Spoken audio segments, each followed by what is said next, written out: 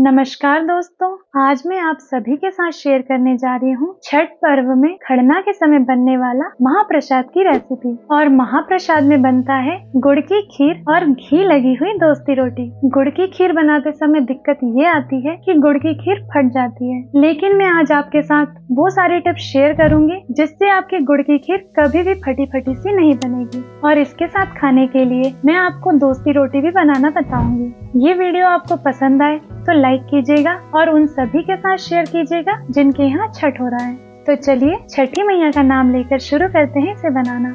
गुड़ की खीर बनाने के लिए मैं सबसे पहले कढ़ाई में आधा चम्मच घी डालकर इसे मेल्ट कर लेती हूँ। अब मैं इसमें थोड़े से बादाम और काजू को डालकर रोस्ट कर लेती हूँ और साइड में मैं दूध गर्म होने के लिए बैठा देती हूँ। ड्राई फ्रूट्स को भुनने के बाद अब मैं बचे हुए घी में अच्छे से धुले हुए चावल को डालकर भून लेती हूँ।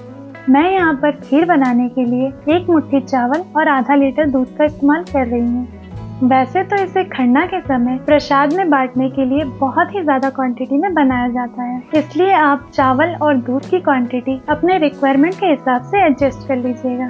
चावल को मैंने लो फ्लेम पर थोड़ी देर भून लिया है। अब मैं इसमें डाल रही हूँ गर्म किया हुआ दूध। चावल को घी में भुनने से खीर में बहुत ही अच्छा टेस्ट आता है। दूध और चावल को अच्छे से मिलाने के बाद अब मैं इसे लो फ्लेम पर थोड़ी देर पकने के लिए छोड़ देती हूँ। बस आप खीर को थोड़ी थोड़ी देर में चलाते रहिएगा ताकि खीर नीचे से लगे नहीं। जब तक ये पक रहा है तब तक मैं दोस्ती रोटी बनाने के लिए आटा लगा लेती हूँ। अब मैं परात में गेहूं के आटे को निकाल लेती हूँ। यहाँ पर मैं सारी चीजें कम क्वांटिटी में बनाना बता रही हूँ, लेकिन आप अपने परिवार और परिजनों के हिसाब से इसकी क्वांटिटी को एडजस्ट कर लीजिएगा। अब मैं आटे में थोड़ा थोड़ा पानी डालकर इसे गूंथ लेती हूँ। आटा आपको यहाँ पर ना ज्यादा सख्त और ना ज्यादा नरम लगाना है। आपको बिल्कुल रोटी की डो की तरह आटा लगाकर तैयार कर लेना है। आटा गूंथ गया है। अब मैं इसे 10 मिनट के लिए रेस्ट करने के लिए छोड़ देती हूँ। और इधर खीर भी गाढ़ा होने लगा है। अब मैं इसे अच्छे से चला देती हूँ।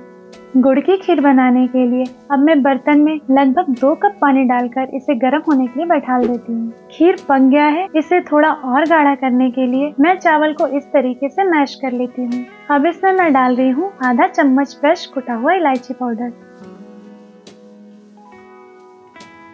पानी गर्म हो गया है। अब मैं इसमें डाल रही हूँ लगभग 150 ग्राम गुड़। गुड़ डालने के बाद इसे मैं मेल्ट होने के लिए थोड़ी देर छोड़ देती हूँ।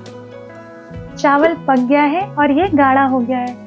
अब मैं फ्लेम को बंद कर इसे थोड़ी देर ठंडा होने के लिए छोड़ देती हूँ। गुड़ पिघल गया है। अब मैं फ्लेम को बंद करके दोनों को ठंडा होने के लिए छोड़ देती हूँ। कभी भी गर्म खीर में गुड़ को नहीं डालना चाहिए। अक्सर लोग यही गलती करते हैं जिसकी वजह से उनकी खीर फटी फटी सी दिखती है। खीर पूरी तरीके से बना नहीं है। जब तक ये ठंडा हो रहा है तब तक मैं आपको फटाफट से दोस्ती रोटी बनाकर दिखाती हूँ।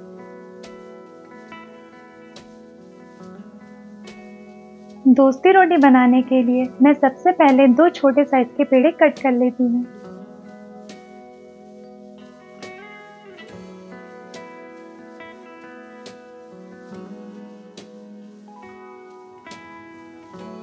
अब एक पेड़े के ऊपर थोड़ा सा घी लगाकर दूसरे पेड़े को उसके ऊपर रखने के बाद मैं रोटी की तरह इसे पतला बेल लेती हूँ। दोस्ती रोटी इसे इसलिए बोला जाता है क्योंकि इसके बीच में घी लगाने की वजह से दोनों रोटियां अलग अलग हो जाती हैं। अब मैं इसे तवे पर डालकर दोनों साइड से अच्छे से सेक लेती हूँ। जैसे हम लोग पराठा तैयार करते हैं उसी तरह से हमें रोटी पर घी लगाकर रोटी तैयार करनी है। दोस्ती रोटी बनकर हमारी तैयार है। अब मैं इसी तरीके से सारी रोटियां बना लेती हूँ। तो देखिए कितनी आसानी से रोटी सेपरेट हो गई है और इसीलिए इसे दोस्ती रोटी बोला जाता है। गुड़ और खीर थोड़ा ठंडा हो गया है। अब मैं गुड़ को छानकर खीर में मिला देती हूँ। गुड़ को छानने के बाद मैं इसे मिला लेती हूँ ताकि गुड़ और खीर अच्छे से मिक्स हो जाए। यदि आप खीर लोहे या पीतल के बर्तन में बना रहे हैं तो खीर बनाने के बाद उसे स्टील के बर्तन में निकाल लीजिएगा, नहीं तो ये पीतल या लोहे के बर्तन में पड़े पड़े काला होने लगेगा। अब मैं इसमें थोड़े से कटे हुए ड्राई फ्रूट्स डालकर मिला लेती हूँ।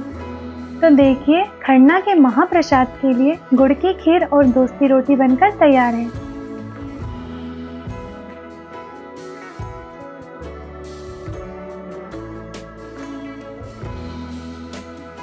आप गुड़ की खीर को एक बार इस तरीके से जरूर ट्राई कीजिएगा और कैसी बनी हमें कमेंट सेक्शन में जरूर बताइएगा। तो चलिए मिलते हैं अगली वीडियो में छठ की एक नई रेसिपी के साथ। तब तक के लिए जय हो छठी मैया।